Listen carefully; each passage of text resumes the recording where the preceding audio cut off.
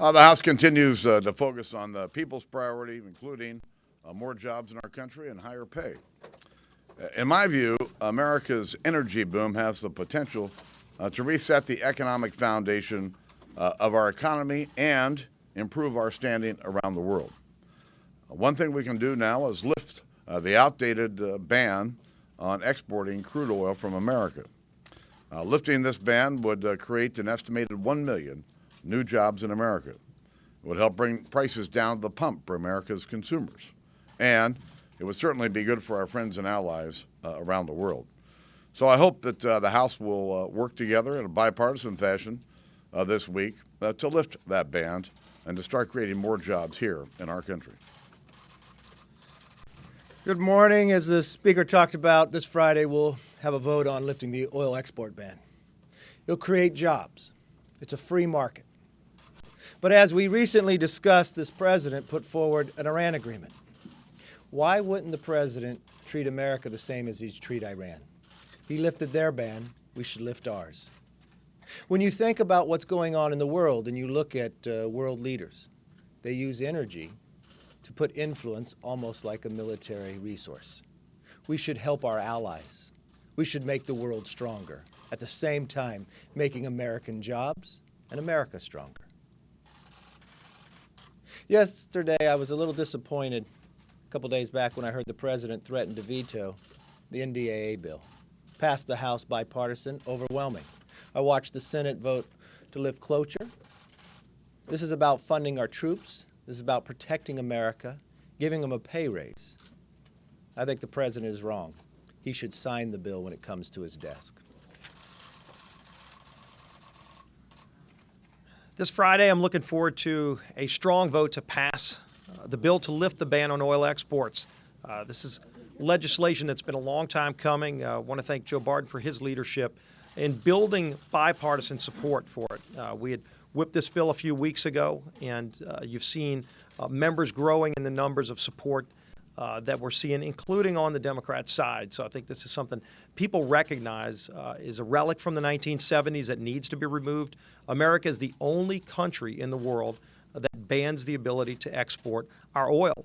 And at a time when jobs are being lost, people are being laid off in the energy industry, this is something that can actually bring up to 1 million new jobs to America, can lower the price of gasoline at the pumps, and can actually help our allies around the world so that they don't have to be buying oil from countries like Russia and even Iran under this deal that the president has with Iran. They would be able to export their oil, and America can't export ours. It's time to lift this ban. I think you're going to see a strong vote coming out of the House. And I do want to reiterate, when you saw the strong bipartisan vote to pass the NDAA out of the House, you're seeing the Senate take it up now. This is a bill that's important for America's national security. It increases pay for our troops, who are doing an incredible job all around the world defending our freedoms. But it also has some important tools to help us in the war on terror, to push back on Putin's aggression. And it also says something that this Congress, in a very bipartisan way, has been saying for a long time. We don't want Guantanamo Bay detainees to be sent to the United States of America. All of that is important policy in this bill. I call on President Obama to reconsider his veto threat, sign this bill for the best of our national security when it gets on his desk. Good morning. Our priority continues to be on those policies that are going to improve people's lives. And whether it is more jobs, higher take-home pay, it's about more freedom, it's about more opportunity. And what you see us doing is really thinking of new ways, being innovative, and recognizing that the best ideas don't come from the federal government. They come from people all across this country. And we have welcomed many innovators in recent weeks to help us really think through better ways, addressing the outdated models that frustrate everyone in this country. As I listen to people, they're tired of outdated programs, burdensome regulations, disengaged bureaucrats, and policies that don't reflect their needs.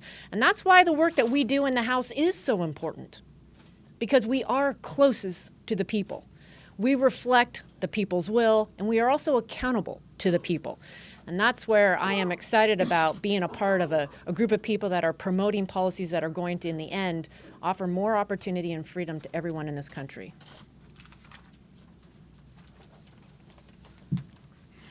I recently had an opportunity to take part in a Take Your Member of Congress to Work program at a local community bank. And it gave me a chance to do a deeper dive into the challenges that our local financial institutions are facing day in and day out, trying to help their customers be successful. A repeated concern I heard throughout that morning was how Dodd-Frank and the Consumer Financial Protection Agency was making it harder and harder for them to serve the people of Topeka, Kansas. So I'm pleased today that we will be supporting the Home Buyers Assistance Act, which is common sense, bipartisan legislation that is going to give Americans some relief from the burden of over-regulation. The legislation today is one more sign we're focused on putting people before politics and prioritizing real solutions that makes life easier for hardworking Americans.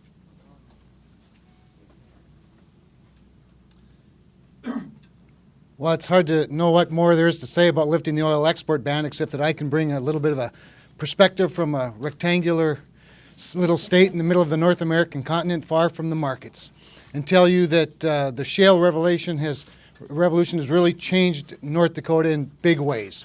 We went from a state having outmigration, high unemployment, very little in terms of resources, to a state that is transformed into the strongest economy perhaps in the world. But it's threatened by this one very peculiar public policy that prevents the United States from being able to export its crude oil. The only country in the world with such a prohibition. Makes no sense. And so I'm excited. First of all, I'm pleased that the Speaker admonished good patience throughout this year, and it allowed many of us to tell this story member to member. Not only to members, but to the public, and to gain the type of support that we have going into this vote this week. And so I look forward to a large bipartisan vote. I might also say I was disappointed to read the statements by Secretary Moniz where he said that there's no evidence, as per the EIA study, that our oil is hemmed in. I think it ignores several facts, not the least of which is the distinction between light sweet and heavy sour and the refining capacity. It also ignores just the good common sense of free and open global markets, that demand will drive the supply opportunity. That's what we're asking for. We're just asking for access to the markets. It also ignores the obvious geopolitical and national defense benefits of being able to trade this important commodity, and the opportunity to use the peaceful tools of oil development rather than the weapons of war to keep people like Vladimir Putin and countries like Iran in check. Thank you.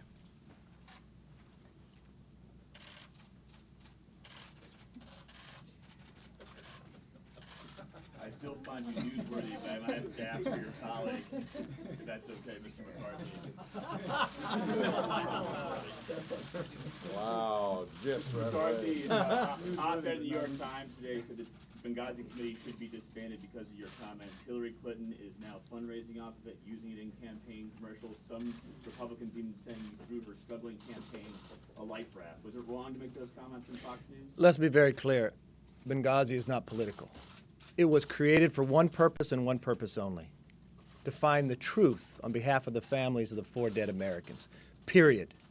I've been very clear about this, and don't use politics to try to change this around. That is the only reason why that committee was created. The integrity of Trey Gowdy, the integrity of the work that has been done, has never come into question, and it never should be. Stop playing politics. Did you misspeak, though, personally? I could have been more clear in my description of what was going forward, and I've stated that. But there's only one reason why that committee was created. Period. Let me just add this. There's not one American who in the course of their lifetime wouldn't rather have the opportunity to say words over again. Not one. There's not one American that hasn't had this experience. Listen, Benghazi's committee is about what happened before, during, and after a terrorist attack in Libya, where 4 Americans died. The American people deserve the truth about what happened, period.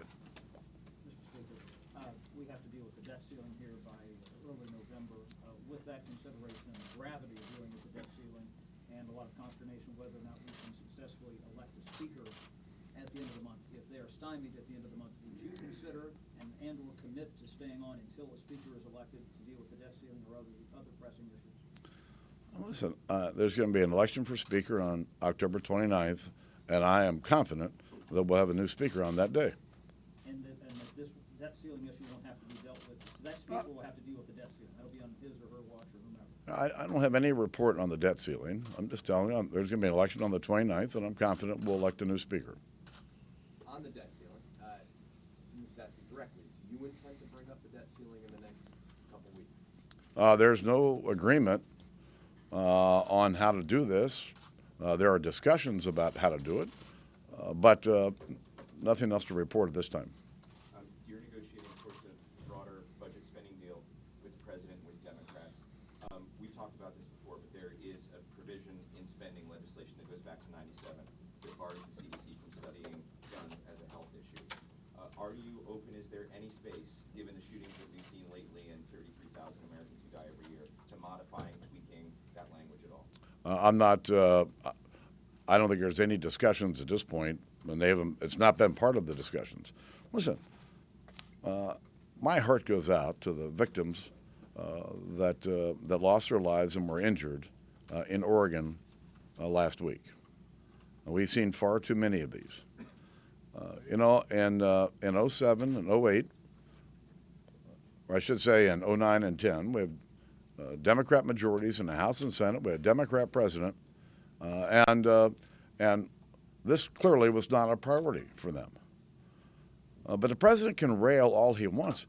Let's talk about what can we do to make sure that people with serious mental illness don't have access to weapons. Let's quit fighting over this and let's start thinking about how. What is doable and what would have an impact? Mr. Speaker, you've said repeatedly that Chairman Hensarling should have an opportunity to move the ex-Im issue out of this committee, and he's failed to do so. Everybody knows you privately support at least some form of reauthorization, and if you don't, you're welcome to weigh in now. What do you make of this discharge petition? Do you fault supporters of the Ex-Im Bank for going this route? I believe the best way to deal with this issue is through regular order in the Financial Services Committee. That's not actually responsive to the question about the discharge petition and whether you blame people for the failure of the committee to act. There's still time for the committee to act. Mr. Speaker, back on the guns issue for a moment. Do you think the background check system is working in this country, whether it needs to be expanded to mental health issues? I'm not the expert on each of the individual policies, but I would like to see us work together on finding effective ways to reduce these horrific incidents. Mr. Speaker, the other day on TV, Mr. McCarthy gave you a grade as to your tenure as the speakership. I think it was a B-. I think I said something to him about it. Oh, wait. And I saw the speaker the next morning. You've got to understand, I think that's the highest grade I ever got, so B-. Do you agree with that assessment, B-? Listen, I'm not into grading people, and the